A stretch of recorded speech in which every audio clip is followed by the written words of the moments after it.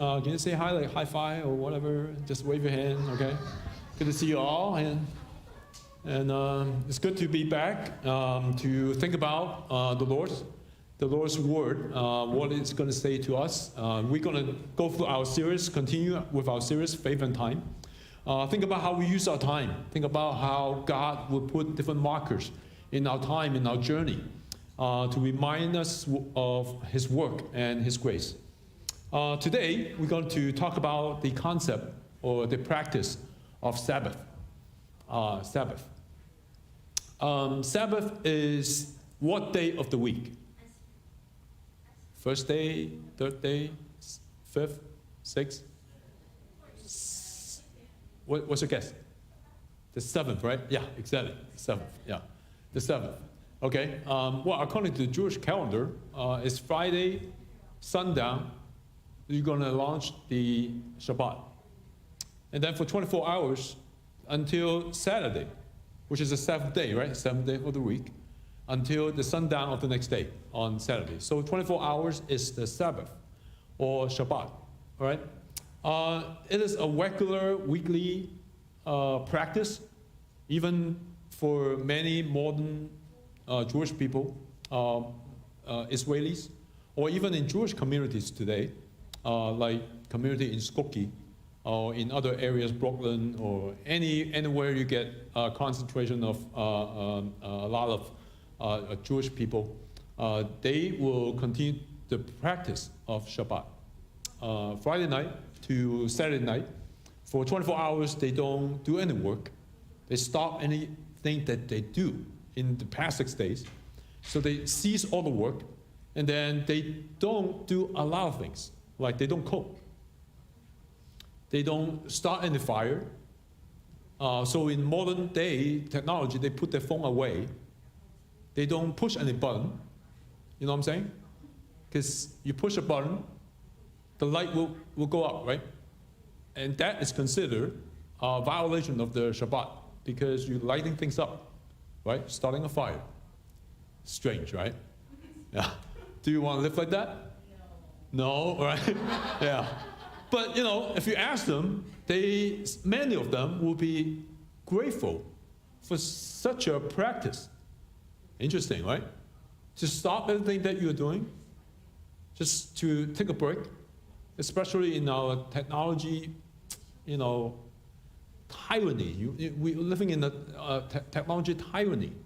We are being mastered, actually, by our phone, by technology, by a lot of different things. So it's a very interesting practice. And actually the Bible emphasizes once and again that the people of God should do something like that, should observe Sabbath. As I said, many modern Jewish people, modern Israelis, they are practicing this sort of Shabbat.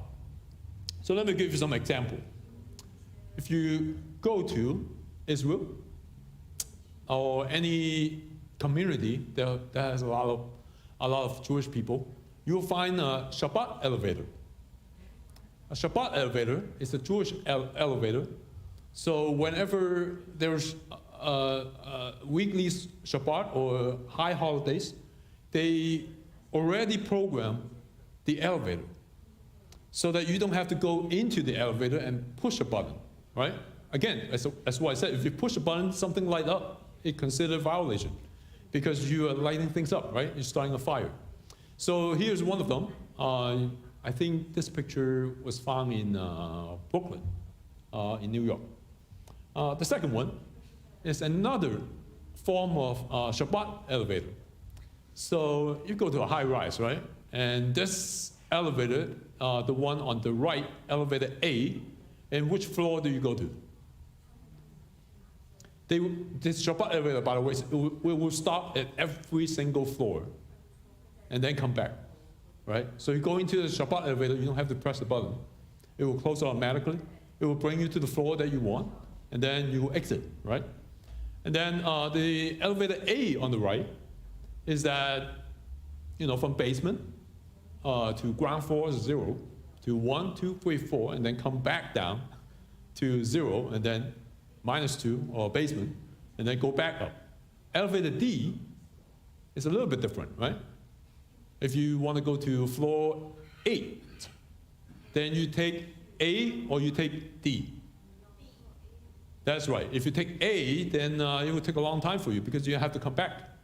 And then you find out I was in the wrong elevator. And then you have to go to D, right?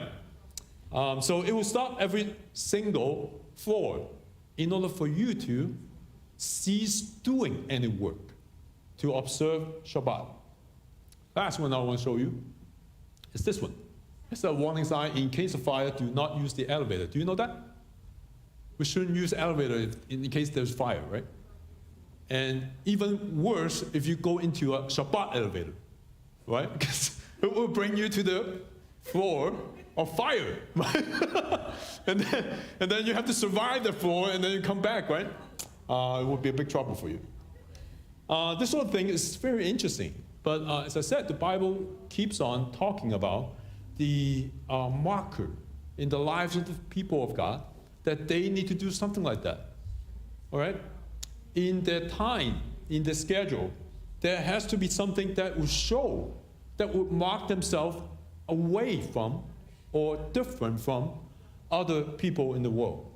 Shabbat is one of the killer, one of the sure marker. So what does it mean?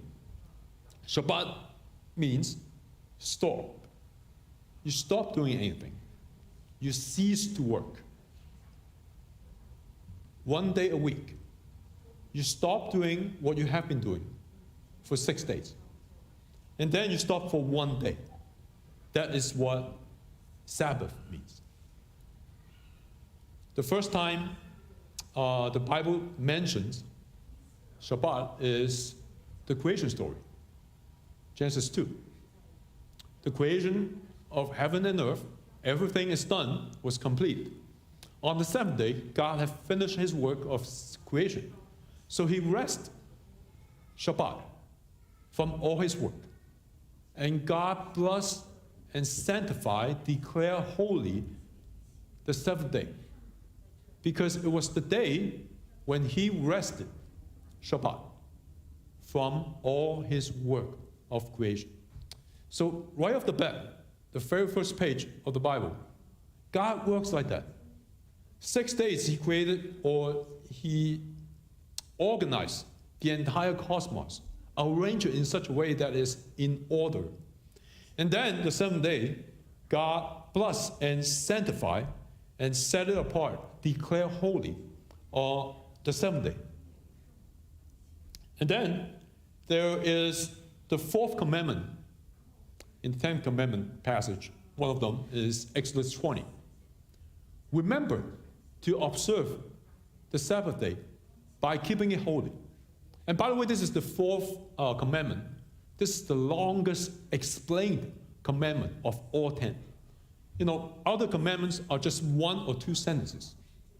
Here, talking about Shabbat, the fourth commandment. Observe the Sabbath day by keeping holy. You have 6 days each week for your ordinary work. But the seventh day is special. It is Sabbath, day of rest, dedicated to the Lord, your God. On that day, no one in your household may do any work, including your sons and daughters, your male servant or your female servant, your livestock, everything else, even your sheep, even your pets, your dog, your cat. They stop doing any work. Yeah, I know your dogs and your cats don't do any work. You do works for them, right? In 6 days, the Lord made the heavens and the earth, the sea and everything in them. On the Shabbat, on the seventh day, he rested. And that's why the Lord Yahweh blessed the Sabbath day and set it apart, sanctified it as holy. This is how God works. 6 days of work, and then 1 day, he set it apart, sanctified it, declared it special and holy. Holy and special distinct from all the other 6 days. A 6 plus 1 pattern, right? 6 days, and then 1 day. 6 days and 1 day. It's like you read the music scores, right? You know how the music scores? Kind of, right? There's always rest at some places, right? Good music does not mean you jam everything together and there's no space, right? You hear someone play piano, if he's good, play some sort of instrument, there has to be intentional rest in between, right? Do you get it? Right? It's like you writing a novel or something. There's always commas in between. And then period, here and there. Punctuations. Sabbath is our life punctuation. It's our rhythm. God set the rhythm of our life. 6 plus 1, and then 6 plus 1. This is how God works. God blessed the seventh day and declared it holy. Can you see what God does here? It's very interesting. I read, you read it again. I mean, there are so many familiar passages in the Bible that we thought we know what it means because it's so familiar. But if you slow down and read the key words, you pick up the meaning. Genesis 1 and 2 is one of the examples. We all know the creation account, right? We read it and we feel it's so familiar, right? There's nothing surprising. But if you come to the seventh day, chapter 2, it's very interesting. God blessed and sanctified, declare holy the seventh day. Now, what's so special about it? God created everything, right? Day 1 to day 6. And then finally the climax is creating humanity, right? There were a lot of things. There are a lot of stuff that God put in order in the universe. Now, those are the things that can be set apart, right? Just like the temple, you go into the holy place. There was something more sacred than others, right? There's always distinction between what is sacred and what is not sacred, what is holy and what is profane. Things can be set apart, right? People can be set apart. Priests serving in the temple services, they can be set apart. They can be sanctified. They can be declared holy, different from other people, right? So things can be set apart and personnel can be set apart. However, the first thing God set apart is not a person or a people. It's not a thing or things. The first thing God sanctified is time. 24 hours out of 1 week. He blessed it, seventh day, and declared it holy. I find it interesting that in the creation rhythm, there is a time pattern. There's a slot of time in the entire week that is called sacred time. Not anything, not any person, not any object, but a period of time, right?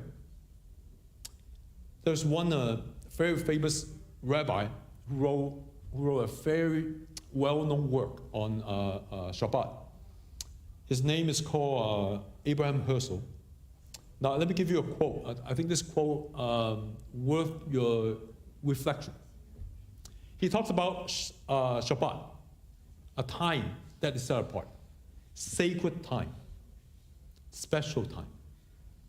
So Herzl said, there is a realm of time where the goal is not to have, but to be. Not to own, but to give. Not to control, but to share. Not to subdue, but to be in accord. Now think about this statement. Consider all things in the universe, all things that God created, all right? All the, small or big things, down to the molecules, down to the atoms, up to the planets, right? The galaxy, the universe. But there's only one realm that is different. It's the realm of time. The realm of time, its purpose is not to subdue. It's not for us to control. That's interesting because, like objects in the universe, you can subdue and you can control, you can take possession of it. Like this table. I can take this table and you don't have this table. If I take it. Like the chair. You're sitting on your chair, nobody is going to sit on your chair because you're sitting on it, right? Unless, the other person is sitting on your lap, right? You take possession of it. You control it. You subdue it. Now, this is our desire. This is our purpose all the time, right? We take control of something, and then nobody else can control it, right? It's kind of taking exclusive possession of something, some property, right? Your house, right? You just bought a house, right? Somebody? You bought a house, it's your house, it's not somebody else's house anymore, right? Nobody can knock the door and say, I want to come in, right? You can only come in by invitation. It's your house. You take possession of it. But Herzl said, time is different. Think about it. You have 24 hours, I have 24 hours, right? You can take possession of 24 hours and take my hours out of mine, right? I have 24 hours, you have 24 hours. You have 7 days, I have 7 days. It is a realm not to own, but to give. God created us as beings in time. You realize that? We live in time. We watch the clock. What time we need to go to work? We don't want to be late. What time we go off work, and then we have our own time, right? What time do we go for dinner? After the service, what time are we getting there to have lunch, right? We don't want to be late, right? What time is service? We want to be there, right? But time is a realm in the entire universe, not to control, but to share. Think about it. We have fellowship together. When we worship together, it's a time to share. That's why worship in the Bible has always been corporate, a group, a people together, not alone, right? Not individual enjoyment. We come together to share. It's very interesting. God blessed the seventh day. The first thing that God sanctified is the period of time in our lives. In your week of work, 24 hours, God set it apart. That's why when the Bible talks about Shabbat, it always relates to other things. Leviticus 23. 6 days each week for your ordinary work. But the seventh day is the Sabbath day, the Shabbat, of complete rest, an official day for holy assembly. It is the Lord's Shabbat day. It must be observed wherever you live. In addition to Shabbat, there are the Lord's appointed festivals, official days for holy assembly that are to be celebrated at their proper times each year. Now, what does it mean? Shabbat, for some other purpose.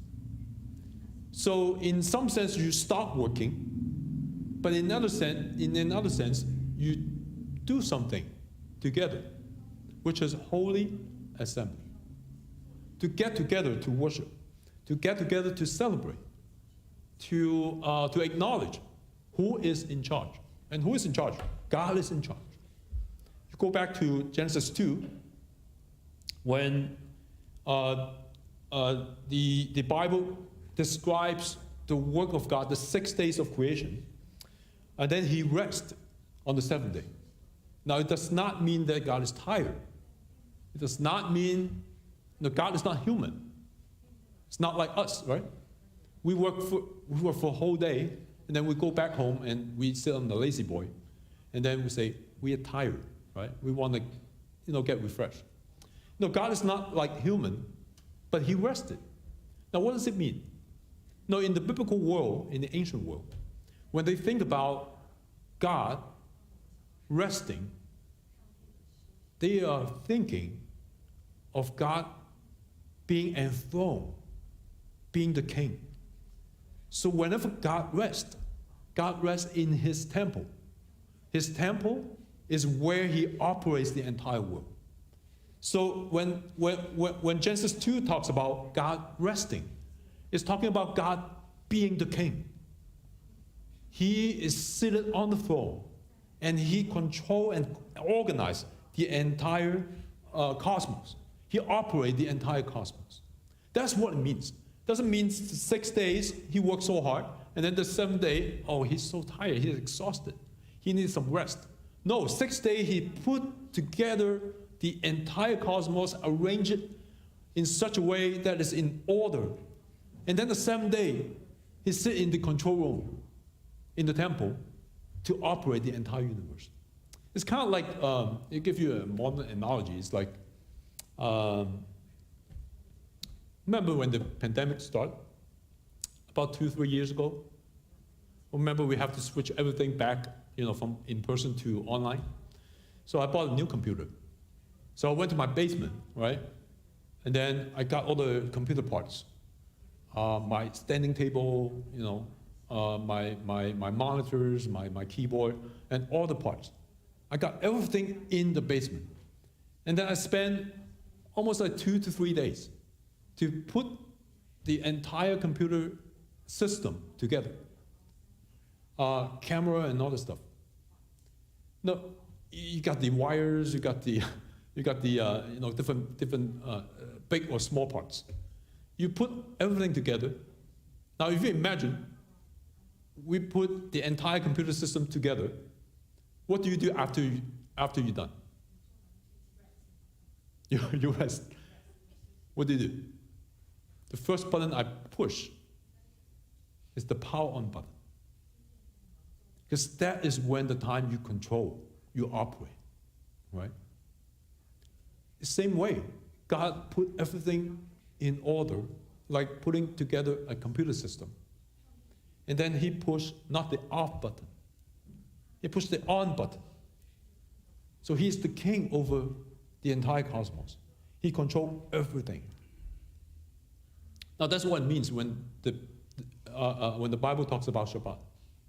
It doesn't really, it means more than we imitating God. Because God works 6 days in 1 day, right? 6 and 1, 6 and 1. It's more than imitation, but it's more on participation. We can participate, we can join, or live under God's control. So we set apart 1 day a week to worship, because we know the universe, your world,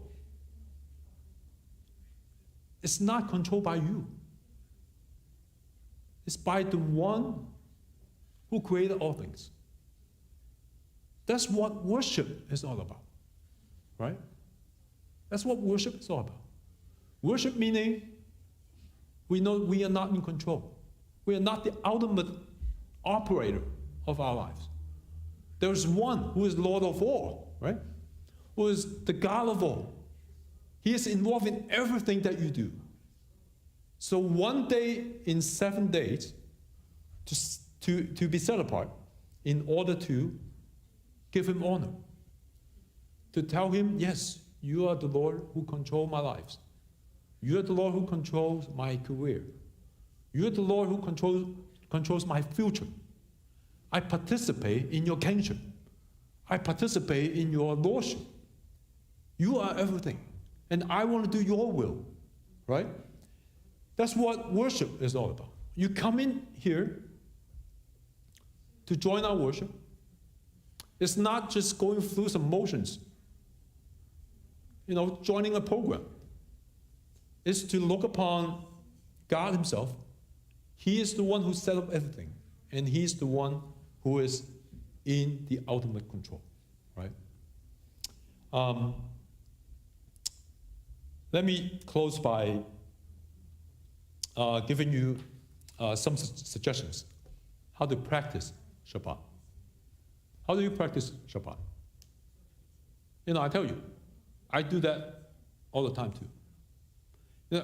Most of the people assume that I go to church because of work, right? Yeah, I work, right?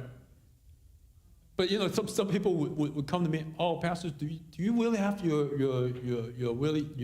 Shabbat? Because you come here to work, right? And I want to tell you, it's not really work for me. Seriously, it's worship. I relate to God. Yes, I do some work, right? I do some preparation. You too do. You need to do some preparation too, right? So I come here, I really enjoy the worship service.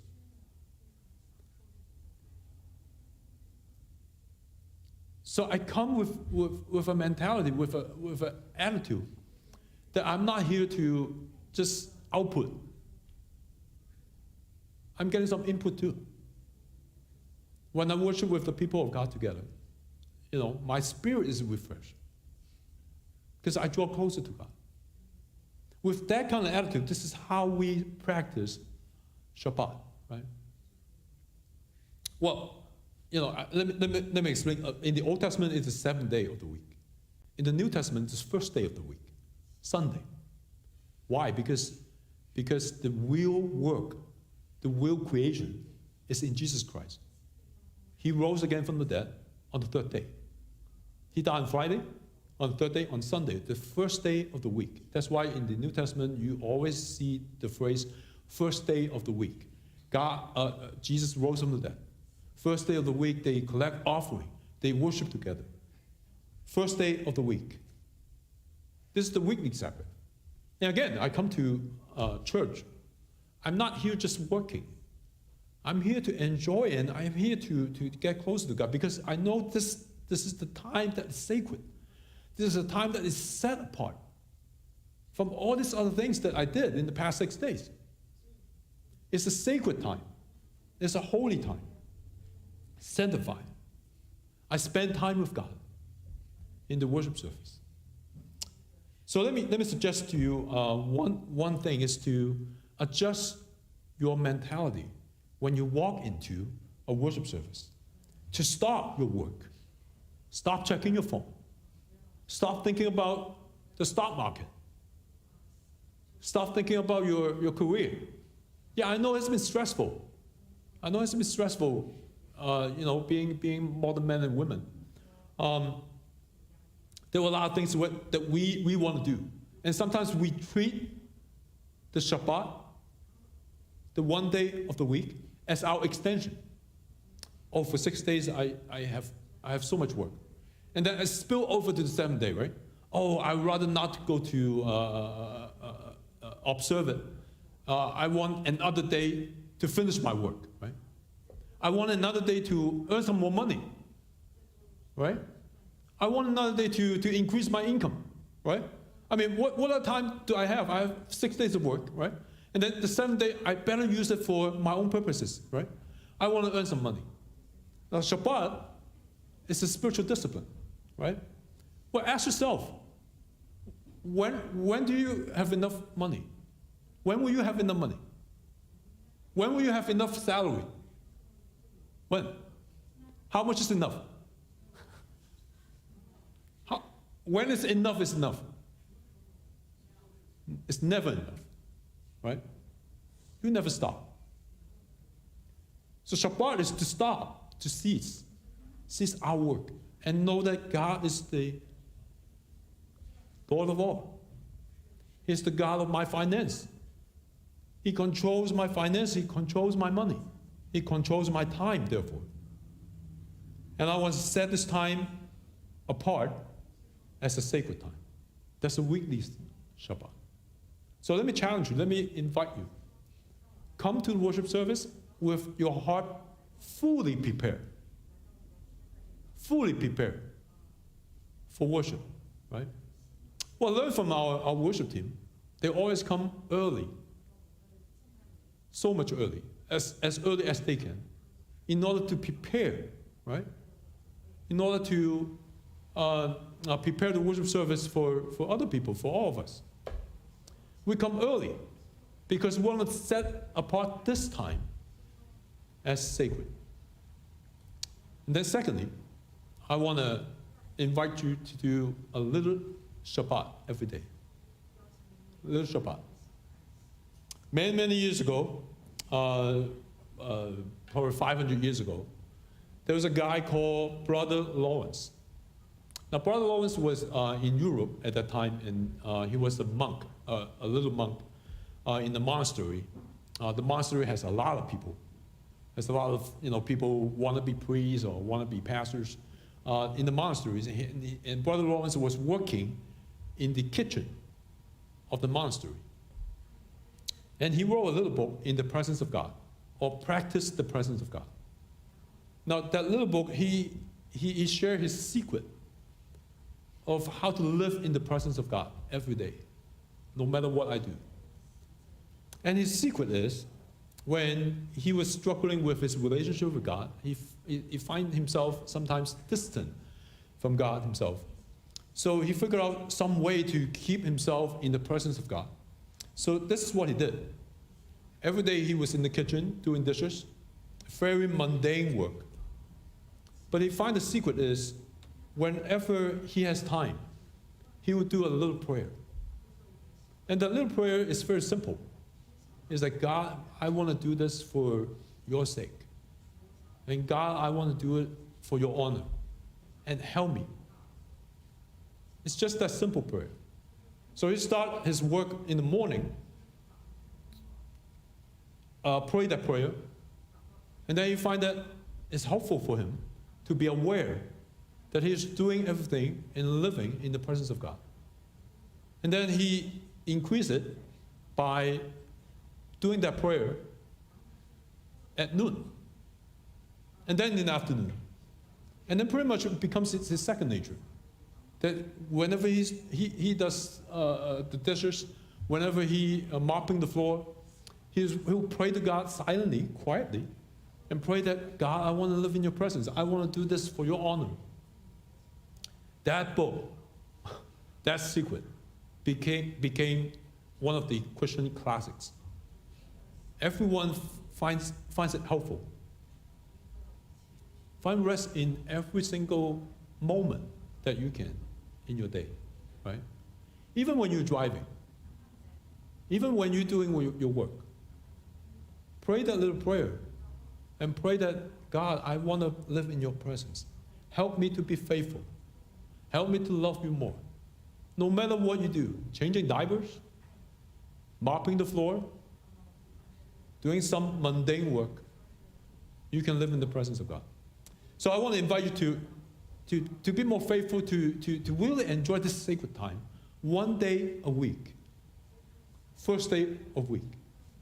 It's not just coming here to follow the motions and follow the program, but you really come to God himself. And secondly, on your daily basis, around the clock, starting tomorrow, Monday, do the little prayers. Live in the presence of God, right? Knowing that God is always there with you. Let's all pray together. Father, we want to give you thanks for the fact that you are ever present, the fact that you are everywhere. You are in the world. You are especially in our heart. And thank you, Jesus, for your cross, for the empty tomb, that we can be called your sons and daughters. And I pray that we will learn how to do Shabbat.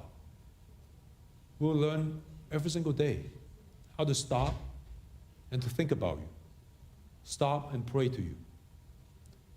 And help us to learn how to worship you one day a week, to cease our works of the 6 days and to draw closer to you.